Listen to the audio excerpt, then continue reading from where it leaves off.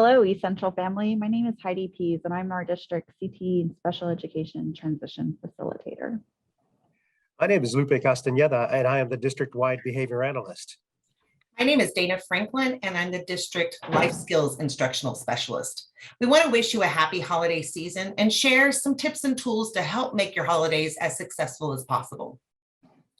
We understand changes in routines can be stressful for some children, so we want to equip you with techniques to ensure you survive and thrive during the holidays.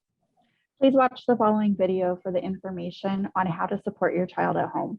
For questions or additional support, reach out to your child's teacher or contact one of us. Our email addresses are listed. Thank you and have a wonderful winter break.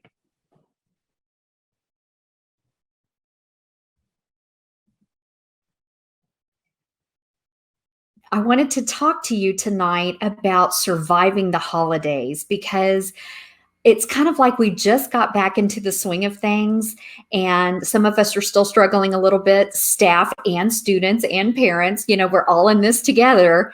But now we're about to have yet another break. And whether you have a child with special needs or whether you just have a super special child that just has a hard time with some breaks, I want to give you some tips and tricks to help support your child during this break and actually support your sanity during this break as well. So look at that picture. I hope that is not your family during the break, but if it is, I've got some tips for surviving the holidays. A little bit about myself. Again, I'm an independent educational and behavioral consultant, but I am a previous teacher, as Alethea was saying. I'm first and foremost an educator. I'm also a parent myself. So everything I'm going to speak about tonight is through that lens. All right, let's get started. So we love holidays, right? We have a break, we have holiday music, the stores are decorated beautifully.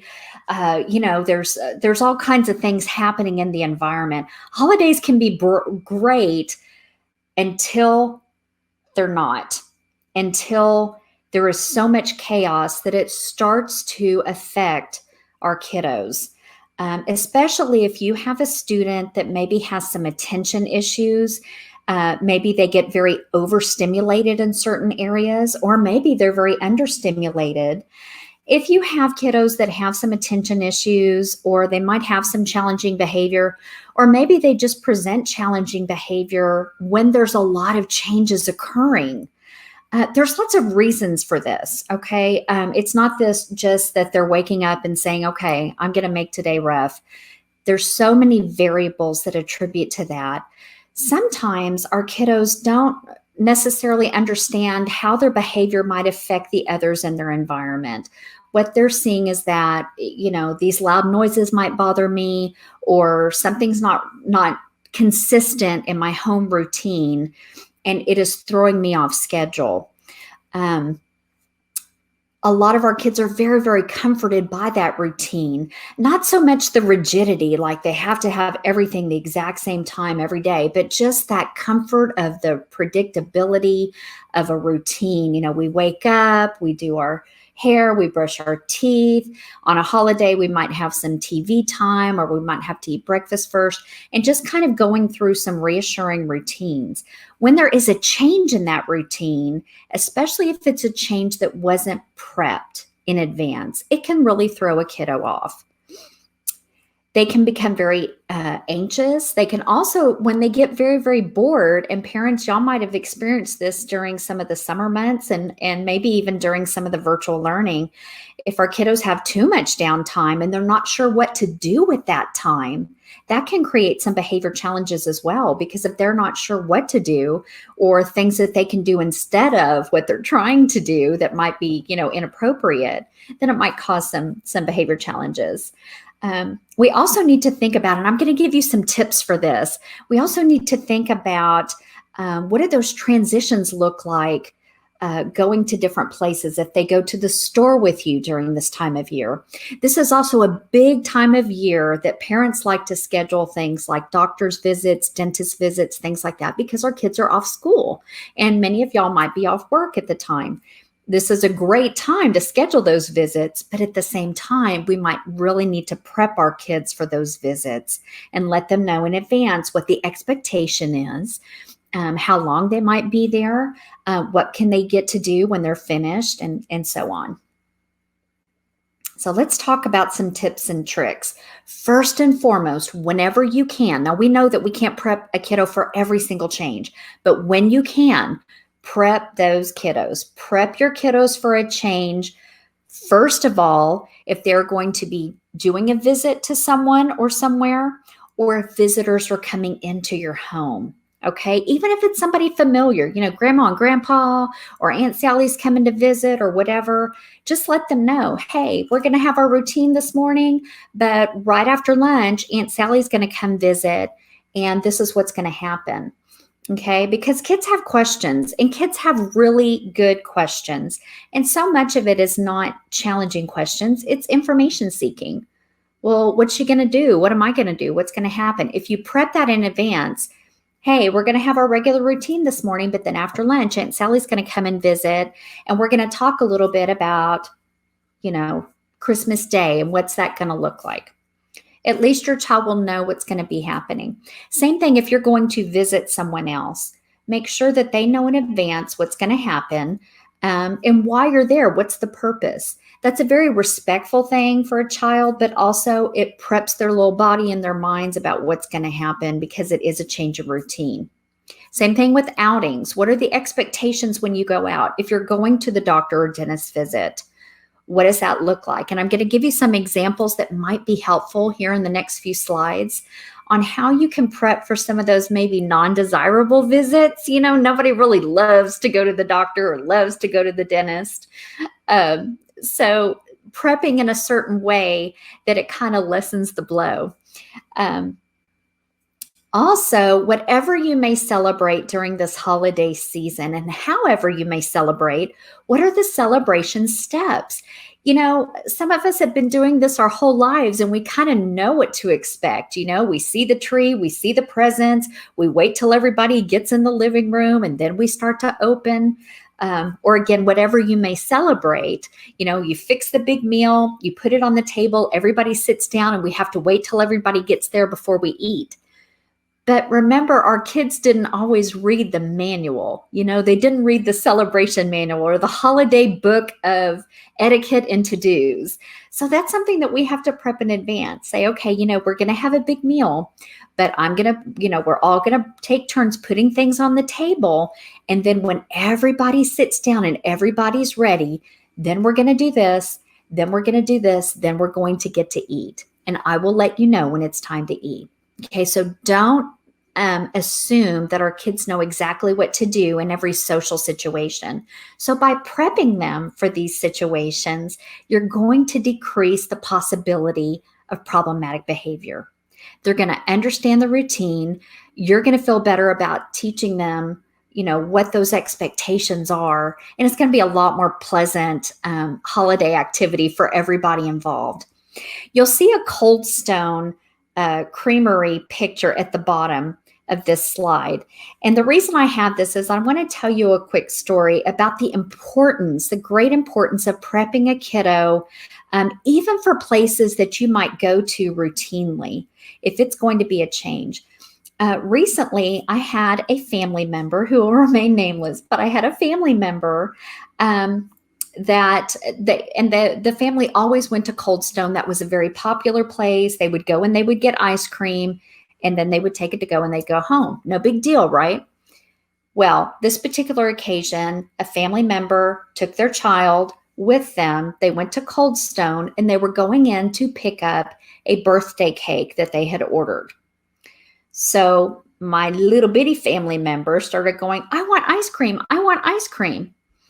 And the parents said, no, we're not getting ice cream today. We're just picking up the cake and going. But they were already in the middle of Cold Stone. And what do you think happened? This is a little bitty dude, and he's got some attention issues, and he also has a hard time with understanding change and also being told no. Do you have a kiddo that does not like to be told no? I bet you do. And I bet I know I have one too in the other room right now. Most of our kids don't like to be told no. We don't usually like to be told no. But in this particular case, this little guy was told no. We're getting a birthday cake. We're not getting ice cream. We're getting a birthday cake and leaving. And this little guy had a big meltdown, huge meltdown in a public place. Parents, if you have been there and done that and got the t-shirt, you know how challenging this can be when you have a student or a kiddo that has a meltdown in public and everybody's staring at you. It's such a hard time. It's such a challenging time. And again, we can't predict everything and we can't prepare our kids for everything, but something like that, a familiar place that a kiddo is used to, try to prepare them. We're going in to get a birthday cake and then we're leaving. Or better yet, what you could probably do is say, we're going in to get a birthday cake. If you, number one, stand with me and stand quietly. And number two, wait till we get the birthday cake. Then number three, I can get you a kitty cone or something. Make it contingent on positive behavior. Okay. With any changes in routine, whether it's outings or visitors or any of these special things that you have over the holiday, I want you to look at those questions at the bottom of that screen. Try to answer these questions for your student up front. Who's coming? How long am I going to be there? Ballpark. Am I going to be there an hour? Am I going to be there the whole day? What do I do when I get there? What's the plan? How am I supposed to act? And when we're finished, what are we going to do afterwards? Are we going to go home? Do we have another errand to run, etc.? So it doesn't need to be a long speech, but just give your kids some simple prep steps. Next slide. Here's another one, families. Prep others for your kid. Your kiddo is special and they might have very special, unique needs. And you might have some great systems in place that work for your kiddo. There might be certain techniques and certain verbalizations that work really well for your kiddo. Things like first then. Like first, if you do this, then we can do this. But we need to do this first. Sometimes family members are really supportive of that. And sometimes you might have a family member that is just wanting to tell you exactly how they would raise your child and, all the things that, they would probably do instead. So families, this is a time you can advocate, kindly, but advocate for your child's needs, especially if you know that there's some things that you're doing are working well. Just advocate for your child's needs and kind of explain to family members the reasons that you're doing things, but explain without apologizing. Okay. As the parent or the caregiver or someone that is watching that child all the time, you know that child backwards and forwards.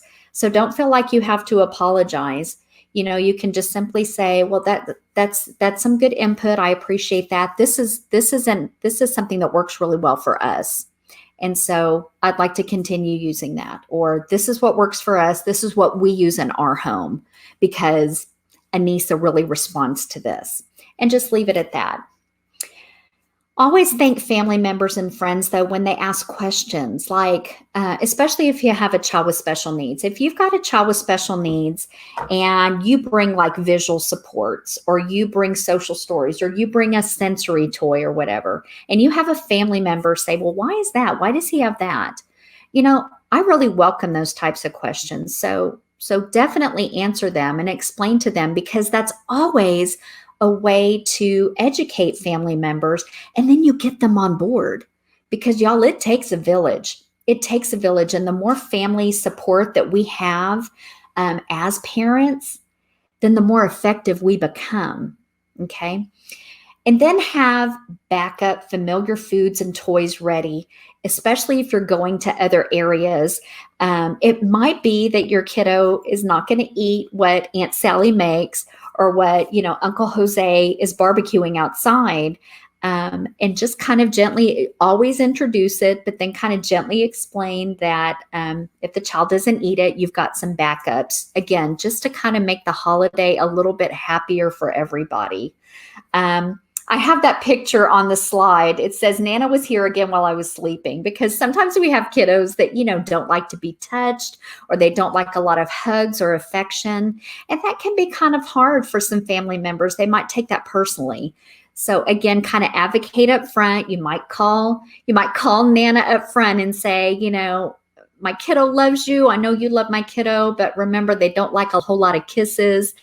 It's not you. It's just a sensory thing. But what's working really well for us at home is high fives or fist bumps. So maybe you as Nana and Anissa can come up with a special fist bump together, just for y'all.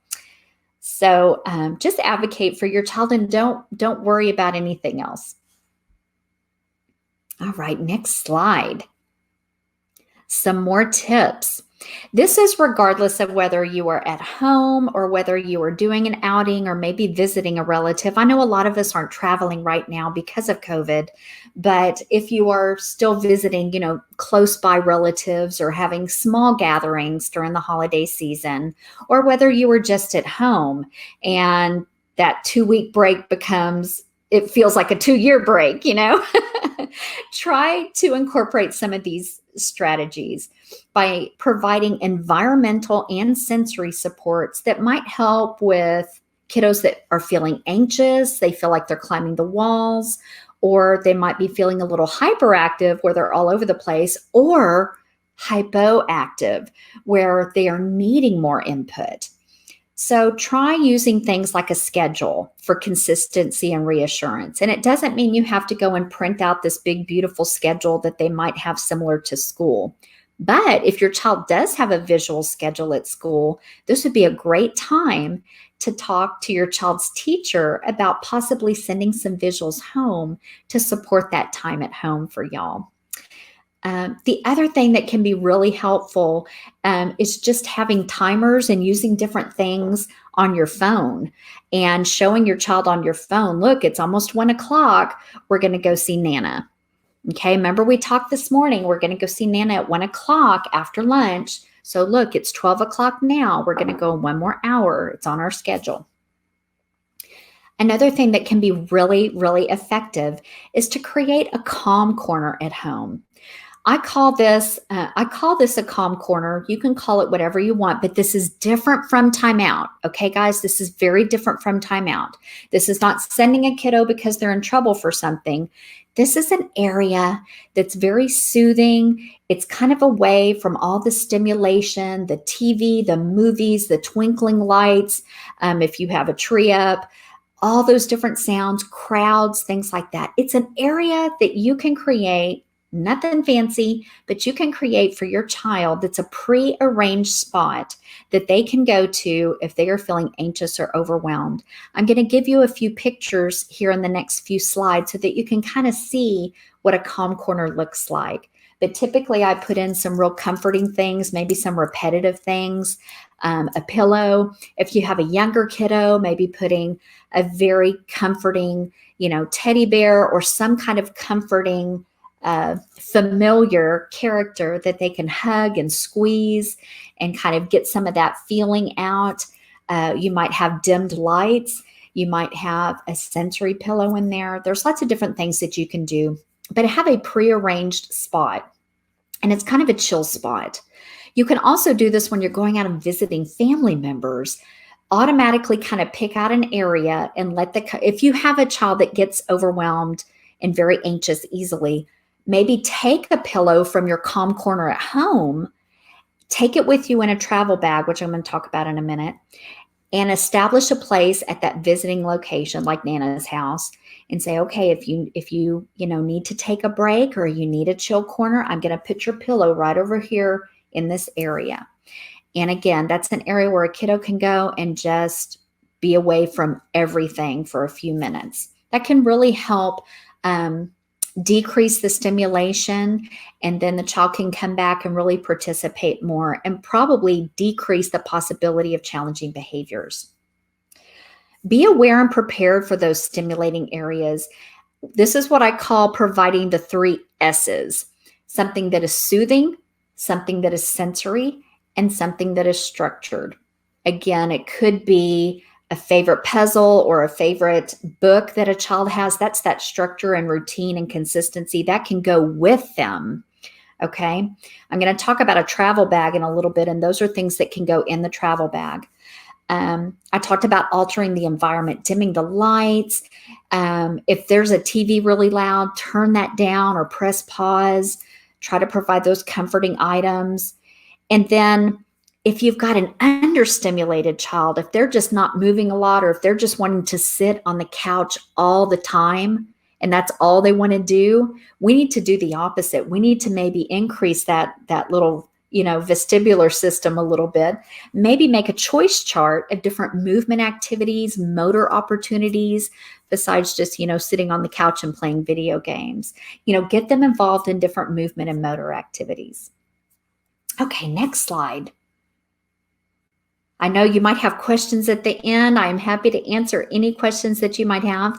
I'm providing just a few pictures for y'all of what a calming corner might look like. So you've got one over to the right-hand side. This is called a calming corner, and it just has a few pillows and maybe a calming blanket and a few books. Now, if you've got a child that gets really upset and likes to tear things, you probably wouldn't want to go with a book unless maybe you take the book apart and laminate it. That can be something too. If you don't want to just take books totally away, you can take some of those paper books apart, laminate the pages, and then put them back in. So they're hard to rip, and they're favorite books. These are preferred books. This is low frustration to no frustration type things. These are things that a child might find very soothing. Okay. If you've got older students, look at the bottom of the screen. For an older student, you might have a magazine. You might have some age appropriate fidgets for middle and high school kids, like Rubik's cubes or calming music, things like that. And just allow them that time. The top left-hand part of the screen is a break card. That's an example of a break card that you can find on Google Images. If you go to Google and type in on Google Images like visual break card, you can print some of these things out, because sometimes when our kids get really upset and anxious, they can't get their words out. Have you ever been so mad at someone that you're like, I can't talk to you right now, because you can't get your words out because you're just frustrated? This can happen a lot with our little dudes. And so if you can provide a visual for them and maybe put it in a couple different areas of the home, maybe one in the living room, maybe one in their bedroom, and maybe one close to the calm corner. And you can also put up different visuals like, how am I feeling? Am I angry? Am I sad? Do I feel sick? It's really important that we know what our kiddos are feeling at that time so we know how to help them. Okay, next slide. I talked earlier about using schedules. This can also be as simple as just, if you've got a student that is a reader, you can just write in, you can use a dry erase board and just write in a visual schedule, because words are visuals. We live in a very visual environment. When we are looking around figuring out what to do in our environment, we are looking for written words. We are looking for signs in the environment. We're looking for our cues. Turn left at the McDonald's. We're looking for the golden arches when we're turning left. So words are still visual. So you don't have to have cute little pictures and all that. So at the bottom right-hand corner, this is an example of a written bedtime schedule. If you've got a child that is not following through with all the different steps of a certain routine, and you feel like you're ready to pull your hair out because they're not following all the steps, try to break it down and put it into little sections like a checkoff sheet. Guys, little tip, you can also do this on a mirror, writing it on a mirror with a dry erase marker. Very easy. And they can just cross it through or check it off. If you've got a student that is maybe a lot smaller and they need something more tactile and they're not a reader, or maybe they just need a lot of tactile support and they just are not at that reading level yet, then you can actually use objects to help them transition. So the top part of that screen, it says like handing them a stress ball and say, let's take a break. Or handing them a shopping bag saying, we're going to HEB.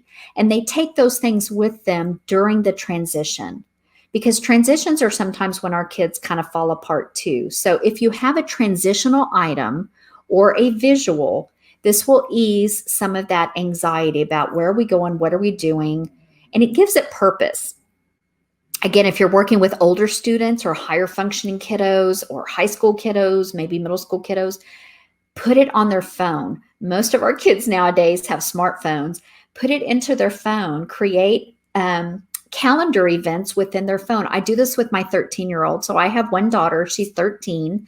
And she is a super smart, awesome kiddo, but she has pretty significant dyslexia and she needs a lot of reminders and routines. This helps her. So I do, and I've taught her how to enter in certain things into her calendar at her on her smartphone. Things like, when is she going to have a test? So how many days in advance does she need to study for that? Or when we might be going to see a grandparent, I put that into her schedule, and it just helps build predictability because predictability equals comfort. Okay, next slide. Oh, we're already at 29 minutes. I'm going to start wrapping up some of our things so we can get to some questions. This is an example of a mini schedule kind of written out, and you can read this to your child. Again, they don't have to be a reader. You can type this out really quick or just write it on something super quick and read it to them. For example, we're going to grandma's today for lunch. This is what we may do. Drive to grandma's house in the car, walk in and see grandma, Aunt Linda, and Uncle Jose. We might eat Christmas lunch at the table. Here's your out though. Here's what helps prepare your kiddo. If lunch isn't ready yet, I can ask mom if I can watch TV or play with my blank, and then you can write in whatever they can play with. Always offer an out. Always offer the backup plan. What is the plan B if plan A is not ready yet? Okay. After lunch, we can open presents. I will open my presents when mom or grandma tell me when I can. And then I can play when everyone is finished opening presents, or whatever your routine is. Teach them what it is. Let them know. Don't assume they've read the manual. Let them know. And then you've got some outs at the bottom. If it gets too loud, I can put on my headphones. If it gets too crowded, I can stand in a hallway or ask for a break. Okay, next slide. We talked a little bit about preparing for outings. So I'm going to jump down to the third star that's called a travel bag. This is great. A travel bag can be something as simple as a baggie, like a large quart baggie, or it can be a small backpack. Okay. And remember those 3 S's. Okay. The sensory, the structure, and something soothing. Okay, so you might have behavior pictures in there, behavior pictures like quiet mouth or hands down, hands here. You might have some different sensory items and things, koosh balls, something they can fidget with, especially if you're on a long car ride. Travel bags are great for a long car ride, definitely for flights, even though you might not be flying this time of the year. You need a travel bag. Be prepared. Also, if you have a student that is using visuals to help, or an augmentative communication device for their communication, have that with them. They have to have their language with them at all times. You might have a social story or one of those mini schedules that I gave you an example of. And then always have an alternate item, something that can be fun but not disruptive.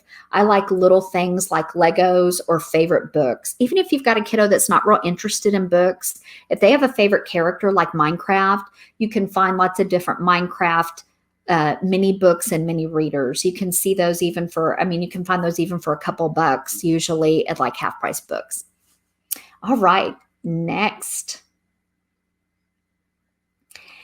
If you are dealing with a student that is non-compliant and is just really fighting you on different things, try to use choices and offer choices, but make sure that it's not negotiable. If it's something that they have to do, don't ask them. Don't say, are you ready to take a shower? Do you want to take your shower? If that child really needs to take a shower, if it's been 5 days and they have to take a shower, don't ask them, are you ready to take your shower? If it's non-negotiable, you tell them, but you kind of dangle that carrot afterwards. Okay, it's time to take a shower, but do you want to take a shower or do you want to take a bath with your bubbles? And it's a closed choice. Also, if that's an area that they are really fighting you on, make sure that you use a first then type of format. Okay, it's time to take your shower. First take your shower, then you can have dessert. Okay, so kind of dangle in what is the preferred activity immediately following that non-preferred activity. So just offering choices. Again, that's something really respectful for our kids. They need to be able to make choices instead of just everything kind of being dictated to them. It gives them a sense of control over what they're doing, but it still allows you as the parent to have them get done what they need to get done. All right, next. Here's some additional visual supports. Again, the first then strategy is great. You can find this on Google Images. It's just a blank first then. You can also do this on a little bitty dry erase board. Guys, I've been finding those little tiny dry erase boards and little tiny chalkboards at the Dollar Tree for $1, and you can just write them in. You can write first and then. Yes, the first then is awesome. And then also you might even try a token system for a student that needs lots of little bitty reinforcers for everything they're doing. Oh, you brushed your teeth? Great job. Here's a token. Oh, you already took a shower? Great job. Here's a token.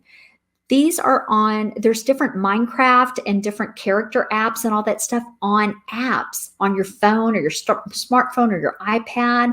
So if you do some digging and some investigating, you might find something that your kiddo really likes. They might not care at all about getting stars on a reward chart or smiley faces on a sticker chart. But if they're really into Minecraft or they're really into Peppa Pig or whatever, use those characters. Again, you can go to Google Images and type in like Peppa Pig token system, and you will find it. Somebody else has done the work. You don't have to do it. You just have to search for it. That's good, isn't it? Reassuring. All right, next, as we start to wrap up, finally, guys, y'all have worked so hard. You do so much for your kiddo, whether you are a parent, a grandparent, a guardian, if you're participating just as an extended family member. You have so much that you are doing to support this child. You need to remember you. I am giving you permission if you feel like you need it, but you really don't need it. You don't need permission, but I'm giving it to you anyway. It is okay to rest when you can, to nap when you can. I know it's tricky to work out the logistics sometimes, but please take care of yourself and rest when you can. If you are taking a bath and you need to take a little bit longer just for sanity purposes, then you do it. It's okay to ask a family member or a friend for some help, for some respite. We all do that, whether we have a child that has challenging behaviors or we have this perfect child, you know, and there are no perfect children, but they are all special kiddos. I will tell you that. We all need a break from time to time. Parenting and supporting kids is tough work, okay? So ask for help when you're wiped out and try to figure out a time to refuel your engine, okay? Especially when you are running on an empty tank, try to refuel your engine.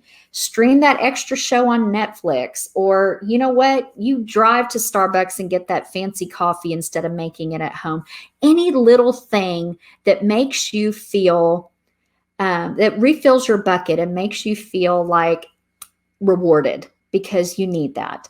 Anything that brings you joy, even if it's just for a few minutes, anything that brings you laughter, watching something funny, FaceTiming with a friend, talking to another parent that totally gets it, okay? Like maybe interacting with some of the other East Central ISD families that we have, that will refuel you it's just like the oxygen mask picture that I have in there. You know, they always say, put on your own oxygen mask first and then help your child.